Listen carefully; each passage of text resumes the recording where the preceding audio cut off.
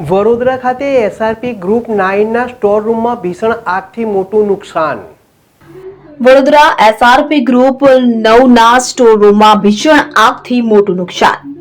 વડોદરાના મકરપુરા વિસ્તારમાં આવેલા સ્ટેટ રિઝર્વ પોલીસ ગ્રુપ 9 યુનિટના સ્ટોરરૂમમાં ભીષણ આગ લાગી છે. આ સ્ટોરરૂમમાં ટેન્ટ સહિતનો સામાન મૂકવામાં આવ્યો હોવાનું અધિકારીઓએ મીડિયાને જણાવ્યું છે. વીતેલા 2 કલાકથી આગ ઉપર કાબુ મેળવવાના પ્રયત્નો ચાલુ છે.